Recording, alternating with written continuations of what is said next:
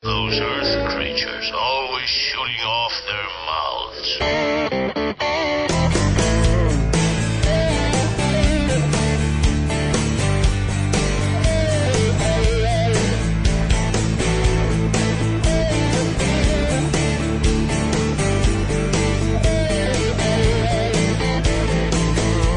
Gonna step up to the microphone, say it loud and clear. A better day is coming soon to get us out of here. Welcome to PID Radio. I'm Derek Gilbert. And I'm Sharon Gilbert, and welcome to the bunker, one day away from the Ides of March. Otherwise known as Mom's Birthday. That's right. That's what we think of around It's here. not nearly as ominous as the Ides of March. It's Et tu birthday. That's right. That's a good one. Thanks, Annie. And, of course, on Friday, one of my favorite holidays, St. Patty's Day. Yeah, you know, somehow, having read a little bit of the life of St. Patrick and a little bit of that era of history in which he lived, post-Roman Britain, I somehow think he would not have approved of the way most of us Americans choose to celebrate the day named after him. I think green beer and big balloons, that's just probably not what he had in mind. No, I don't think so. Well, actually, over in Ireland, it's becoming a little more commercial, but traditionally it's been a very religious holiday. The group that I sang with for many years here in St. Louis, the Ambassadors of Harmony, Barbershop Chorus, traveled to Ireland a few years back and participated in some of the St. Patrick's Day festivities there, and were surprised to find out that it's not as big a deal in Ireland as it is here in the United States. And they were told by the Irish hosts, we're starting to get into the swing of it. You know, it's not exactly the way he said it, but basically they only do it for the American tourists. So, well, maybe next year, March 17th of 2007, we can celebrate in Ireland with Paddy Heron. There we go. Have some of that black beer and listen to him sing in the pub. There you go. He's threatened us with that, so we may take him up on it. Well, and we will be hearing from Paddy this week, by the way. We'll tell you a little bit more about that in a little bit as we get down to business here just after 7 o'clock Bunker Standard Time. Of course, that's 0100 Greenwich Mean. And we've got part one of our interview with Tom Horn of Raiders News Update coming up in just a little bit to talk about Dominionism. What is Dominionism? Why is it bad? That's a good question.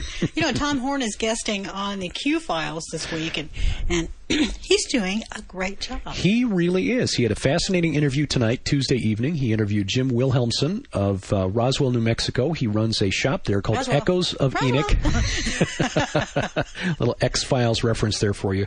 And he's written a book called Beyond Science Fiction, which I think is what most people think of when they look at how we view the UFO phenomenon and how it ties into reality as we see it, reality as we think it's laid out in the Bible. So we'll be on tomorrow night, and we're going to talk a little bit about ancient Egypt, ancient Babylon, ancient Sumeria, ancient Israel. A lot of ancient stuff, and how it relates and impacts us today and the future. And because that's where we're spend the rest of our lives. You know, we didn't get to hear all of tonight's Q-Files with Tom Horn, so I'm going to have to listen to it on the archives tomorrow. If you miss any of those shows, you can join the archives. It's a nominal fee of $6.95 a month. We've been paying that fee for a couple of years now because it is so worth it to us. Sometimes when we have a job to do here in the bunker, we will just crank that up and listen to show after show after show while we're painting walls or cleaning or whatever. Yeah, Steve Quayle has written some fascinating books on the giants of Genesis 6 and how it relates to today and prophecy, and he's done just an amazing amount of research. I mean, if you think that the Nephilim, that is just a fable, that the giants of Genesis 6 are a tall tale told by the Hebrews to scare their kids, you just need to look at some of the pictures on Steve's site of people today, alive today, who are 8, 9, 10 feet tall. So the concept of David meeting a guy who was 12, 13 feet tall is not that out of the question. You see bones of skeletons that must have been in the range of 13 to 15 feet tall. It's not that out of the question. So Steve's got that at his website. It's not something he talks about every night, but it is part of his worldview, and that's why we have been listening to his show for a couple of years now, several years. Oh, yeah. And so we're honored to be on the program tomorrow night, even if we have to talk with Tom Horn instead of Steve. You know, though, the reason, Tom, if you're listening, and he does tell us he listens to these, Tom, we didn't listen to all of your show tonight live because Derek was on the phone during part of your interview with someone we're going to be talking to this weekend for next week's podcast. Oh, yeah. Wait till you hear next week. We are going to interview a paranormal investigation team. That is a real hot entertainment form right now on television. Well, if Ghost you've ever Hunters. Seen, what's the name of the show? It's the one Ghost on Sci-Fi. Hunters. Ghost Hunters. Yeah, sorry. I know you just said it, and I just went... I was thinking Taps. No. But Taps is, of course, what they call their company. It is about these guys who are plumbers by day and ghost hunters by night, and it is a fascinating show. They come in as skeptics, and oftentimes they leave unconvinced that there's anything paranormal going on. Well, the people we're interviewing this weekend work with these guys. Right. It's the New England Anomalies Research and Investigations, or they call themselves NEAR, which is two brothers, Keith Johnson and Carl Johnson, and then a team that works with them. What's different, in fact, Keith and Carl are the guys that the TAPS people bring in when they've got a house that needs to be cleared of the entities that are inhabiting it. They are the demonologists on call for TAPS. And they do their own investigations. So we just confirmed tonight an interview for Sunday. We'll have that for you next week. And the good thing about these fellows is that when they go into battle, when they go into an investigation, they go in with the full armor of God. They do. They don't go in with nuclear reactors on their backs. No. way the Ghostbusters That's right. They go in with even more power, which is really cool. Absolutely. So, they go in with the same type of electronic gear as the TAPS crew does to try to gather evidence and prove that the paranormal exists, but they know what they're dealing with. Well, before we got on the subject of TAPS, we were talking about some ancient things. Right. And we're going to go to a story, a little segue there, on today's WatcherMagazine.com. Archaeologists find ancient Israel tunnels that date back 2,000 years. Yeah, this is from a village in northern Israel. They found tunnels that date back to the Jewish War, the revolt against Rome that took place between the years of 66 and 70. And, of course, that's when the Roman general Titus came in and leveled most of Judea, but it's when Jerusalem fell. Which, of course, was prophesied by Jesus in the Olivet Discourse. Right, when he said that the temple would fall and not one stone would be left upon another. Which, of course, when the gold in the temple furnishings melted, it ran in between the cracks of the stone, so the Roman soldiers... Or at least that's what the soldiers were told, and they believed that. Now, whether or not it was true or not, but that's what... Yeah, so the stones were pried apart. But what was interesting is that, of course, Jesus prophesied, and like many prophecies in Scripture, they have multiple fulfillments. And he said that, as a warning, that when people saw the abomination that causes desolation, which, of course, was a reference back to Daniel's prophecy, which was fulfilled when Antiochus Epiphanes, about 150 BC, set up an altar to Zeus inside the temple. Yeah, sacrificed a pig. And sacrificed a pig in there, which, of course, is, that's so unclean. Yeah. And rude. Well, the Christians living in Jerusalem at the time of the Roman attack in 70 interpreted Jesus' prophecy as meaning it's time to get out of Jerusalem. And so they lit out for the hills before the legions had it completely encircled. And so the small Christian community in Jerusalem actually was able to survive the destruction of Jerusalem, where many of the residents were slaughtered when the Roman legions finally broke through the walls. You know, I'm wondering right now, and you would know this better than I because you know your history better than I when it comes to first century. Paul wrote his letter to the Thessalonians who were asking, did we miss the rapture?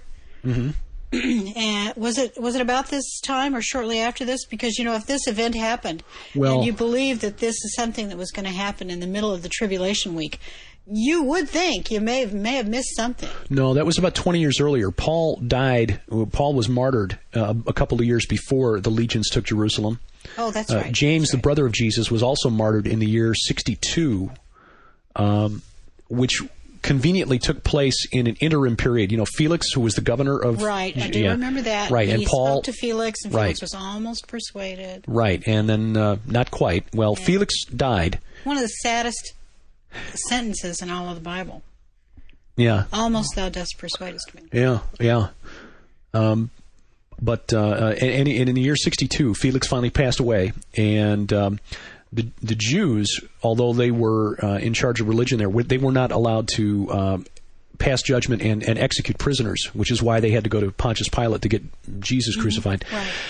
Well, in the interim period, while a new governor was being sent from Rome, the high priest of Jerusalem then took Jesus' brother, or half-brother, James, and just had him executed while he was kind of in between governors, while they were in between governors in Judea. So that's how they managed to get that through. But again, it was just a couple of years later that Jerusalem was destroyed. See, I knew you would know that because you taught a lot of this stuff. And, I so respect you. You got to know, folks, that my husband did not grow up studying this stuff. No. I did. I mean, from the time I was probably 8, 9 years old, I was in a church setting where we were studying prophecy and studying the books of the Bible from very, basic all the way up to really advanced stuff. And you were lucky if you got Noah and Abraham and things like that. Yeah, Paul and Silas singing in the jail cell. You have just gotten in there and you dig and dig and dig, and you really, really have become quite a scholar over the last few years. That's why I knew when I asked that question that you would have the answer. Well, thank you, sweetheart. But it was part of trying to figure out what it was I believed. And for some people, like you, you just had an instinctive knowledge. You knew. Since I was probably 2, right. 3. It's my earliest memory. I came in it from a very skeptical perspective. I was indoctrinated, I suppose, with the naturalistic worldview that science can explain everything. And we're here because we evolved from lower life forms. We had a real, we had a very heated discussion early in our marriage, folks, about how Christians could believe in evolution and accept that mankind evolved from microbes. Rock plus water plus billions of years equals you was the basic formula. And it took evidence like the martyrdom of James. Because as I said in yesterday's program, I love my little sister. But it would take an awful lot to convince me to the point that I would die before deny that she was God in the flesh. And as the Apostle John recorded in his gospel, James and the other brothers of Jesus, including Jude, who was also martyred, did not believe in him during his ministry, but something changed their minds. That was very persuasive to me. Because, again, the martyrdom of James is not recorded in the Bible. It's recorded by Josephus, the Jewish historian, who was a Pharisee and had nothing to gain by promoting Christianity. Yeah, that's a good point. Anyway, we've kind of gotten the feel, but it is an interesting article, and it showed that the people of Israel at that time were preparing for a long battle with Rome. Oh, yeah, because these tunnels were used as hideaways. Yep. It's really, really interesting glimpse into the past. Yeah. I know. Speaking of things like that, little map-like pictures. Google now has Google Interactive Mars. Yeah, you know where I went first when I looked? Where? Cydonia. Oh, do they have that? They have it marked, yeah. I'm shocked. You put in Cydonia, it takes you right there, and of course, just like when you type in like the name of a city, and they've got all these little markers for points of interest. Yeah. You've got markers there to face on Mars. And then another one that says alleged face on Mars. So it's worth a look, and there is a link to it at Watcher Magazine. Well, of course, if you just do mars.google.com, you'll probably turn it up anyway. But it's probably because they've got an interactive moon map system. Very of course, cool. Google Earth as well. Yeah, very cool. I thought that was just the coolest thing. And of course, Google is still sort of wrestling with the government. Yeah. The government's ordering Google to turn over information in connection to an investigation into child pornography. Which sounds like a good idea, doesn't it? It does. But, the worry there is that you run afoul of somebody in the government and they accuse you of child pornography in order to access personal information and where data. Do you draw the line? We'd like to see all of your files regarding people who have looked up PID radio. Yeah. I mean, that's pretty far stretch. Yeah. I'm going to go way left of field. Okay. Just way left of field. Something that's not even on WatcherMagazine.com. Oh, no. If you can believe that. Can you believe it? Gasp. I read a review of a movie, V for Vendetta, which is out in the theaters now. And I guess that movie is really getting a lot of water cooler chat, and even talk in the press, because it seems to be glorifying a terrorist, making him appear as a Zorro, or better comparison is Phantom of the Opera. And of course, the Phantom in the Phantom of the Opera is a very sympathetic character. He's doing horrible things. He's killing people. But his character is so sympathetic.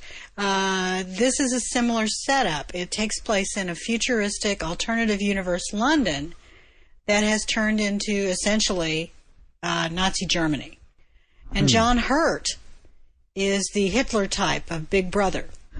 And this anti-hero wants to blow up a building in London. And I think it's Natalie Portman who's in it with him. I'd have to verify that, but I guess the big buzz is, can you make a hero out of a terrorist who wants to blow up buildings in London? Is that socially acceptable? Well, sure, why not? If you listen to some of the academics teaching on our college campuses today, the guys who led the American Revolution in the 1770s were terrorists. Well, yeah, that's true. They are saying that. You got the cutest little smile on your face, little grin. That's my smirk. Yeah, I don't agree with them. Cheshire cat. Possessed. But what I think is so interesting is that, and I think that this is intentional. This is based on a book by the same guy who wrote, and I wish I could think of his name right now. I apologize to you, sir. He wrote the Sean Connery League of Extraordinary Gentlemen. Oh, okay. And apparently he wasn't happy with how that film turned out, and he's not happy with how this film just turned out, based on his work. The idea that you've got a government that has become so invasive in your private life that it's like Nazi Germany at its worst. Everything you want to do is dictated by the government. And this man, almost like a Zorro type, because Zorro was very much like that as well. Supposedly in Zorro, the Spanish government was very oppressive. Right. And this government is equally oppressive in this, imaginary London. And this guy, and the reason I say Zorro is because in the previews, at least, I have not seen the movie. I've only read this review. But I have seen the previews. He reminds me of Zorro. He's got a Zorro-type hat on and a mask, which, of course, takes you to the Phantom of the Opera connection. I just found that really an intriguing idea. I'm looking if at the our own government became that dictatorial, at what point do you become... do you say, okay, this is not terrorism, this is patriotism? Well, that's a good question, and one that Christians need to wrestle with, because some have argued that the leaders of the American Revolution should not have rebelled against the government on the basis of Scripture. Jesus said, render unto Caesar what is Caesar's, and unto God what is God's. Should George Washington and the other heroes of the American Revolution, heroes from our perspective, have led the revolution, or were they violating Scripture or interpreting Scripture to support what they wanted to do? Well, let me say this. When the Second Temple was being restored after the Babylonian captivity, they had a trowel in one hand and a sword in the other, because they were being invaded constantly. It was a Sennacherib who was constantly sending troops over there to bug them. Somebody was constantly trying to keep the temple from being rebuilt. I would have to look on that. It might have been some of their neighbors, like the Edomites. But these guys were fighting the whole time. So I think there are times when it is appropriate. And this is something new for me, because you know that I'm really not for violence very much at all. Yeah. But I think when you start targeting buildings with innocent people in it, I think clearly that's wrong. Yeah. But at what point do you make the judgment that, okay, this is right and this is a righteous rebellion in the eyes of God? Yeah. That's a good question. Well, you know, the guy who wrote the review, or at least the article, he asked a good question. He said, if taking down a building is terrorism, then if you knew that Osama bin Laden was in a building alone, is taking down that building terrorism? Well, that's one to wrestle with. I know there's some real gray areas here, but anyway, I thought I'd bring it up. A little food for thought. Well, that movie opens this weekend, and so we'll clearly take a look at it. I was looking at the official trailer, or the website with the trailer while we were talking here, and it does look intriguing. So, it's a very, very interesting looking movie. Speaking of interesting movies, we did watch the movie that we mentioned last week over the weekend, The Island. Oh, it's so good. Yes, starring Ewan McGregor, and I've not seen a movie with Ewan McGregor yet that's bad. I mean, he is so Big watchable. Fish, what a great movie. Big Fish, and well, I don't know, the Star Wars movies. It's not his fault. Liam Neeson is good too, but Scarlett Johansson was good. Yeah. And the the plot of the movie. Neelix. Yeah, the guy Neelix from Star Trek Voyager was in this, and we don't want to tell you too much, but Derek cried too. Oh, yeah, and I was crying again. It's such a good movie. It really is. In fact, Nicole watched it with us, and she brought a friend over from school, and he watched it. And we were all crying. Well, actually, I think that they knew where it was going because somebody spoiled the end for them. Yeah, and we won't do that for you. Just well worth watching, and it's very thought provoking, and it's amazing that they could do a thought provoking movie with some kicking action scenes in it, and do it without getting into a lot of bad language, and no overt sexual it's amazing. overtones. So it's really extremely well done. Steve Buscemi, one of our favorite actors, is also in it. A great character actor. Yeah. So all the way around, an excellent movie. We highly recommend it, but we can't tell you more because we'll ruin it. Yeah. So, speaking of movies, one other this is one we're going to have to watch so that we can throw bricks at the TV while we're watching the DVD. What the bleep do we know? This is a movie that was about that before a long time ago. It was put out about 2 years ago. Stars Marlee Matlin as a photographer who's got a dim view of life until she learns to love herself. And essentially, the message of the movie is that you can change reality with your mind. And they do this by showing photographs taken by a doctor of alternative medicine in Japan who tries to demonstrate with his photos that if you think real hard at water while it's freezing in a glass, you can change the shape of the crystals. If you think happy thoughts, you get pretty crystals. If you think bad thoughts, you get ugly, misshapen crystals. And therefore, if you think funny thoughts, you get Billy Crystal. Yeah, there you go. That's you caught on very quickly. And since humans are mostly water, so the theory goes, if you think happy thoughts about yourself, you'll be healthy and happy and wealthy and wise and all of that. And the movie has been re-released now, or a follow-up. It's an expanded version, basically. What the Bleep Down the Rabbit Hole is the new version, which has just been released. And the movie has just finished up a 2-month run in New York. It's going to be shown in May at the Quest for Global Healing Conference. Walter Cronkite is going to attend. Desmond Tutu is going to attend.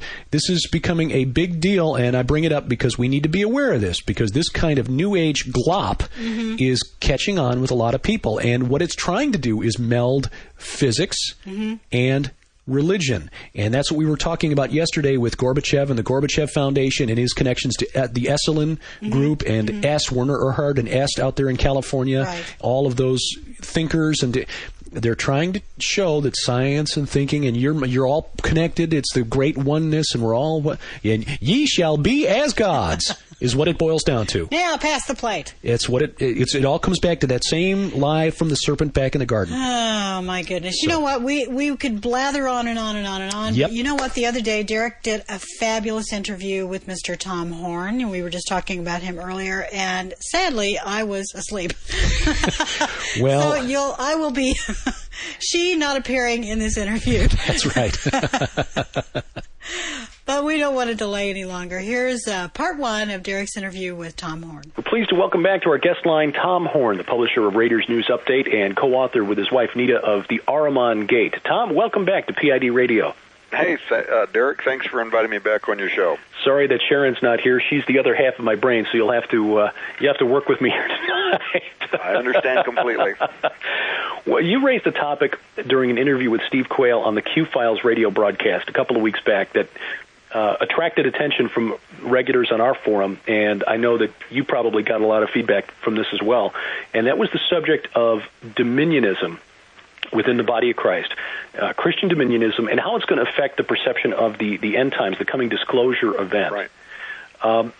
Boy, that was really something that really got my attention when we listened to it that night also, and so we're really glad that you're here to kind of go through the topic a little bit more. First of all, just to lay the groundwork, what is Dominionism? You know, just in the most basic definition, Dominionism is the idea that we as Christians can, through the legal system and legislation, political maneuvering, we can reclaim the dominion that we lost in the Garden of Eden. We can take control of the political systems of the earth. We can therefore implant the morality of God in the hearts and minds of men through legal enforcement, and we can become the custodians of the earth that God wanted us to be in the book of Genesis, and that we can perfect the earth and therefore present it to Christ as having been reclaimed and perfected, and then therefore Christ can return. I mean, that's in a nutshell. When you're Dominionism, as we'll discover tonight, and we talk more about the deeper parts of this subject, it is significantly more complex than that. But in a nutshell, the whole idea is to take control, to take it back from the evil people who run our courts and legislative systems and congressional halls, and to perfect it so that Christ can return. Now, that's really a hot topic right now because, as you know, a lot of prominent Christian pastors are getting involved in the political process. Rod Parsley, in particular, in Ohio, and, all over the country, Christians are being encouraged to get back involved in the political process, to vote the right way, to encourage their representatives to push for the right types of judicial candidates at the Supreme Court level, and all through the court system. What's wrong with that idea? What's wrong with the idea of trying to, let's say, maybe not impose is the right word, but to vote the way we think Jesus would want us to vote? Well, look, there's nothing wrong with voting the way we think Jesus would want us to vote. Okay. And I said on the program that kind of started this last week when I was on with Steve Quayle, and by the way, we weren't even talking about Dominionism, we were talking about dual covenant theology because of the news story in the Jerusalem Post where they were quoting, where they said they were quoting Hagee and Rabbi Scheinberg, right, and that whole story about Jerry Falwell. Mm-hmm.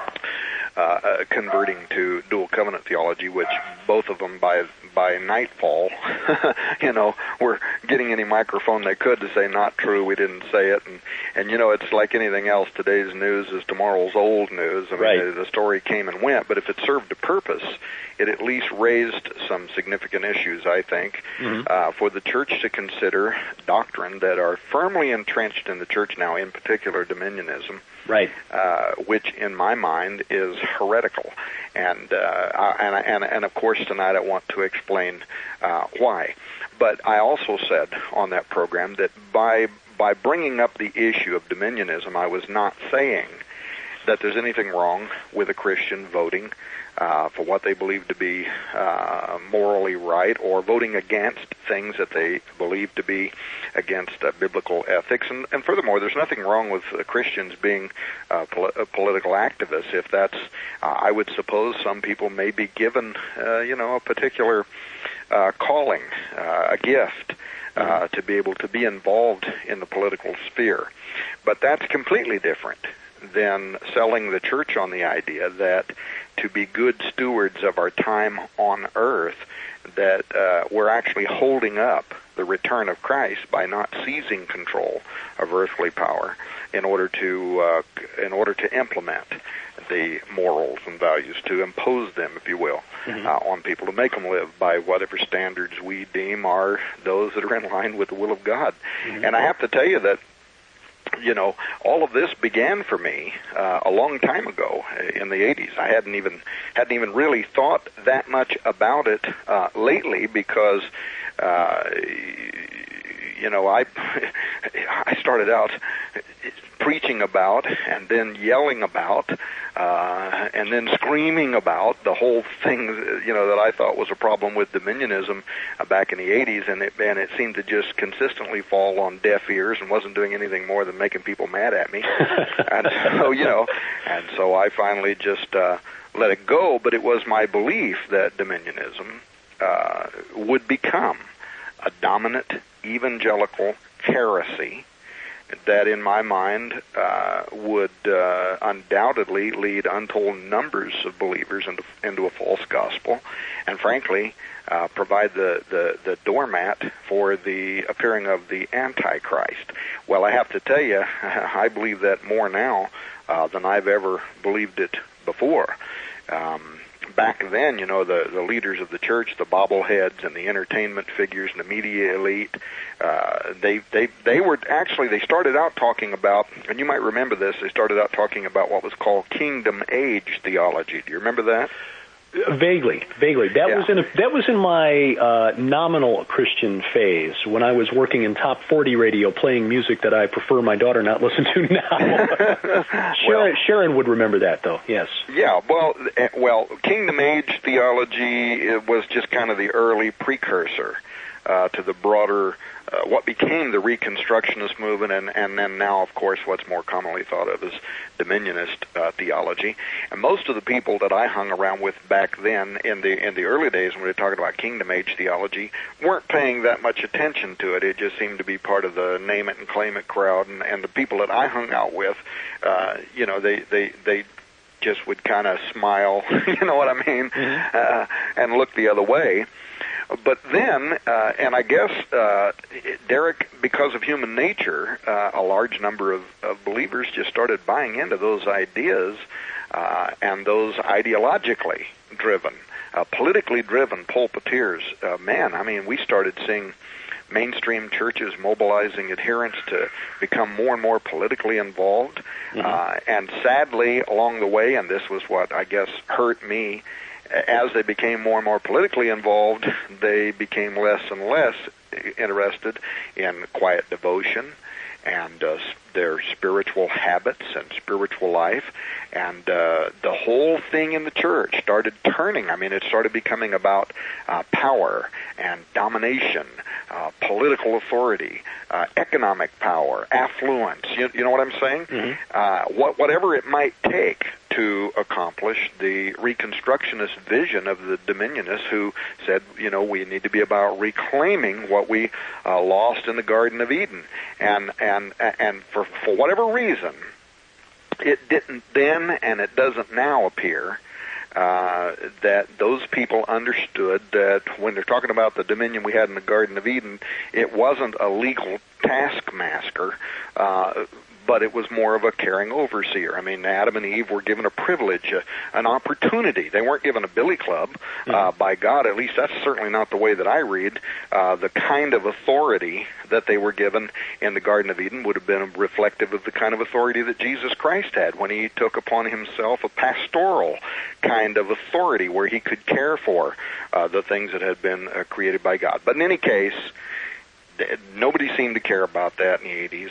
I shouldn't say nobody, but what caught on what caught on was the Dominionist dogma. And when Ronald Reagan won the 1980 presidential election by a landslide, and by the way, I voted for Reagan, and I loved him, and I loved a great deal of his policy, and I wish we had a great deal of his policy right now over what we have. Mm-hmm. But when he did, because of his willingness to invoke the name of God and things like that the church, had not seen in any president in modern time before him. Mm-hmm. When that happened, it happened on the heels of some of the more prominent today Dominionists who were just coming to their own. I mean, they were just coming to power.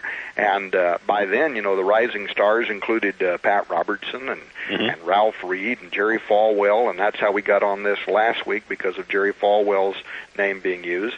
But Jerry Falwell formed the moral majority with those people that were involved with him, and those guys went right out, and they started saying that the Reagan victory was their victory. Mm-hmm. And they went to their donors, and I mean, there was hundreds of thousands of dollars spent on literature that went out into the mail, and they were literally taking Reagan, one piece of Reagan, one side of Reagan, and sending out information to all the little Dominionists out there that were supporting them, and saying that, man, look, God has given us the victory, and now we have to seize the opportunity to take over the world, starting with the United States, the courts and legislation and Congress, and because God has He has saw our labor, and He has given us this victory, and now everybody needs to get on board because obviously this is the will of God. And I remember it because I was pastoring, receiving all of that material, mm-hmm. and frankly, at that time, I was more with those early Dominionists than I was against them because I hadn't yet come to understand what now I believe to be some of the fallacy of the whole idea. And brother, I mean, Christians bought it by the tens of millions because the preachers wrapped it in the right use of Scripture, and they made it sound so good, and they made it sound so right. But I'll tell you, as a senior pastor of one of the larger churches on the West Coast, I watched what happened. I mean, over time, as a guy who was voted in as a presbyter and working with a lot of other pastors who were coming to me for leadership, I watched how their Wednesday night prayer meetings gave way to fundraisers for local political lobbyists who would come into the churches, and they were promising that together we're going to retake America for Christ. And man, that became the theme. Sunday morning revivalists. They weren't invited anymore. Suddenly, everything that was old school was being displaced by politicians who were being invited to come in on Sunday morning and speak to the congregation about what the believers could do to participate in the legislative process. Now that we understand that the second coming of Christ is being held up in anticipation, of us dumb believers who somehow had missed in the New Testament example that we were supposed to be about establishing God's kingdom here on earth. Mm-hmm. And, and of course... I thought Jesus said something about the kingdom being inside of us and not something that we voted into a particular office. Yeah, inside of us, but we need to get it out and get it in office. I see. The Dominionist theory. Okay, I missed that part of the gospel there. It almost seems to me, and see what you think of this analogy. It almost strikes me as being like the activity of the behavior of the Christians in the time of Constantine, who suddenly have access to the halls of power and just went nuts with it. Is that a valid comparison, do you think? Absolutely, and yeah, I mean, there's not much new in history, and history tends to repeat itself. Mm-hmm. And right now, if the neocons in the White House are the political version of foreign policy, which could be the precursor to an antichrist global police state system, then Dominionism is the religious side of it. It's the religious system on which the false prophet can write in to support the anti-Christian system. But we can talk about that a little bit later. But right, yeah, I'll get to that in a few minutes. But you're right. There's a lot of there.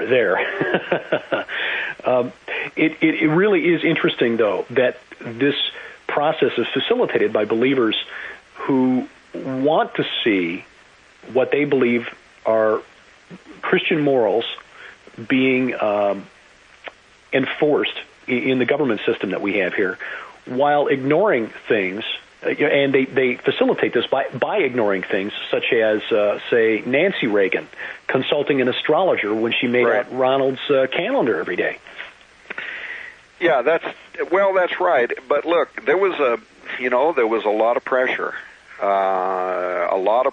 to join the movement early on by all of us pastors who were involved. And people, there's a lot of fallacies in human nature, and one of them is that we want to be associated with success. Mm-hmm. And we want to be accepted by the people who we believe to be successful. And when all of a sudden the big mouthpieces were heralding, what was going on with the, and I think they, to some extent, they just used the election of Ronald Reagan for their own benefit. He may have benefited too from the Christian vote. I'm sure he did, but Reagan continued to be popular with everybody, including atheists, as far as I know. Mm-hmm. But in any case, this was I think that was the turning point, and that's why I referred to it, is because the Kingdom Age teaching was being taught, but it wasn't until Reagan came in that, all of a sudden and almost overnight, things changed, and people latched on to this presidential election and the willingness of Ronald Reagan to refer to God and Christ and quote the Bible and all those things. And so now all of a sudden we were entering into a new age, a new dispensation, a new revelation from God to His church concerning His will for His people. And at first, because I was pastoring and I've also always had this side interest in politics, I joined those voices for a short while. I was the keynote speaker at some of their local political rallies. But like I said on the Q-Files the other night, the very last Trinity Broadcasting Crusade that we did in my church, Family Worship Center, Carlton Pearson was there, Dwight Thompson was there. We raised tens of thousands of dollars for Dwight Thompson, and I remember when I was driving Dwight back to the airport and him telling me how he was going to use that money to win several cities for God. I never did hear any more after he flew out of town, but maybe he did. I don't know. But Nancy Harmon was there. She filmed her love special for Trinity Broadcasting that week. But shortly after that, and I mean literally just within maybe a month, just something inside me. It didn't feel right. It didn't sound right. Maybe it went back to my upbringing, my grandmother being a Methodist, and I, coming up from maybe more, and the Methodists back then, by the way, weren't anything like they are today either. Right, yeah. But I said Methodist, I mean Mennonite.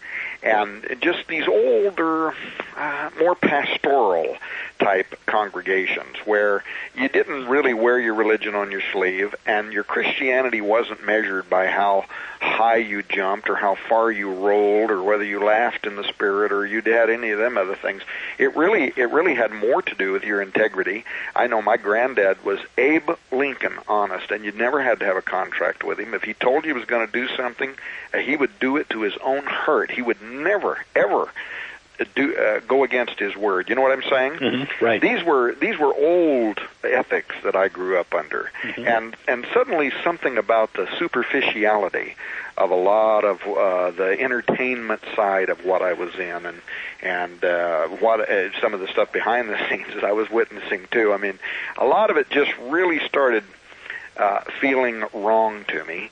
And I began questioning a lot of it, and so then here I was, I'm pastoring Family Worship Center, and I come along, and I start becoming the cog in the wheel by questioning. First, privately, behind closed doors. As I'm talking to you right now, I remember some of those meetings where I'm sitting behind closed doors and there's 10 or 15 people, and these are power brokers in Christianity. And I'm saying to them, really? I mean, really? Is this really where we want to go? Because I have some problems with some of this stuff, and I think we're getting off track. I think we're abandoning Christ. I think we're attaching ourselves to apostasy. Mm-hmm. I think we're opening the door for Christians to have a justification for abandoning the disciplines of true New Testament Christianity and selling out cheaply by feeling that they somehow can be justified by pulling a voting lever the right way. I just have a feeling that the kingdom of God is not made of the kind of material that we're selling here. And I'll tell you, it didn't make me very popular. I was a keynote speaker at the National Religious Broadcasters Convention, and it was the last time. The last time, because I got up and I dared to actually mention a book written by Pat Robertson, and I dared to actually say, I fear this is opening the door for the development of a system that's going to lead to the implementation of the Antichrist. Well, you could have heard a pin drop. What a whole lot of shouting going on that night, and yeah. But I truly believed it, and of course, that night I was well prepared, and I was articulate. I didn't sound like the Okie I am right now. I was convincing, at least in my own mind, And you have to understand, Derek. I was, and I still am, friends with some of those people. Dr. James Kennedy, who has been a leader in D.C. among the politically enthused evangelicals now for some time. In fact, some writers say that he's probably, behind the scenes, he's probably the most powerful man in Christianity today. And but he wrote a long personal letter to me just a few years ago, on official church letterhead, by the way, from his church, and thanking me for accurately reflecting his viewpoints when I would speak in public. And he wrote an endorsement for my second book, The Gods Who Walk Among Us. I never asked him to do that. I never even talked to him about it, and it just kind of came from out of the blue. But Kennedy, of course, was considered by most reporters to be the architect of Justice Sunday last year. And the stated purpose, of all of that, and everybody who's part of it, Focus on the Family and everybody else, is to educate people of faith as to how the judiciary impacts society, and how activist judges, for the most part, are, in their opinion, anti-Christian, and therefore we need to make sure that we get these people out of courts, or when they retire, we replace them with the right people, so that the judiciary, as you started this broadcast saying, can either implement or enforce or support law and rules that go to biblical ethics, or at least biblical ethics as they are defined by Dominionists, which many times you and I would probably agree with, and maybe sometimes we wouldn't. Right. Well, Tom, I think that's a good point there. We want to take a break here. We want to continue this idea and also get a little bit more of your thoughts on why you call this an evangelical heresy. And we'll do that when we continue our interview with Tom Horn tomorrow on PID Radio. Well, that takes us to the end of part 1, but don't despair. We've got parts 2 and 3 coming up tomorrow and on Thursday. And, before we get too far and we end up closing the show out today, Derek and I, the last few days, have neglected to thank Remnant Radio. Yes. They've been broadcasting our archived shows. Yes, Paul Pilgrim at Remnant Radio, the Remnant Radio Network, was kind enough. He picked up our program when we did the short-lived program on Republic Broadcasting on Saturday evenings, and I called him when we had made the decision to discontinue the Saturday night program, but he asked if it would be okay if he could take our archives and start broadcasting them during the afternoon. So if you don't get enough of us on the podcast, you can tune into the Remnant Radio Network, which is remnantradionetwork.com, and... RemnantRadio.org. O-R-G. remnantradio.org. Thank you. And there's a link on the right-hand column on the PID radio site. Yeah. I put it there today. Excellent. And you can listen every afternoon between 5 p.m. and 7 p.m. Central Time. Of course, that's GMT minus 6. And again, we've been remiss in not thanking Paul sooner. So, Paul Pilgrim, the general manager and cook and chief bottle washer there at Remnant Radio Network, thank you very much for carrying the program. And he's got a great lineup there. He's got us on following Colonel Bo Greitz. That is amazing to me because, you know what, he's a legend. Yeah, he is. And he also, Paul Pilgrim, also has Visigoths from the Grassy Knoll on the Remnant Radio. Yeah, that's right. So, yeah, we're in good company there. So we're just very honored to be part of the Remnant Radio Network. We are. So thank you, Paul, and thank you for listening. If you have comments or questions, our email address, as always, radio@peeringintodarkness.com. And you can join the forum at peeringintodarkness.com/forum. But, also, I wanted to thank some people. We've gotten a few emails about our little Java. Oh, yeah. And I just want to give you an update. She's doing fine. In fact, I think she can clean Murphy's clock. Well, she's trying. Almost. She's trying. She jumped on Murphy the other day, and Murphy kicked out. He was on his back, and he kicked out with his legs, and he literally threw Java about 3 feet across the floor. He did it again today. I was taking pictures of them as they were battling today, it's like and I missed that pro one. Dog wrestling. She just went flying up into the air, did a little somersault, came down, just shook her head, and went right back at him. Well, he feels good because he's got a pack again, and he's got a job again, because his job is to tell her when it's time to go outside, come inside, take a nap, eat, and that's what he did for the old gals when they were here, and now he's happy because he's got a job again. He did, and she pays attention to him. Mm-hmm. Yeah, she does. But anyway, we blabbed enough. This is Sharon Gilbert, and you are... I'm Derek Gilbert. Thanks for listening to PID Radio. Bye, everybody. Gonna step up to the microphone.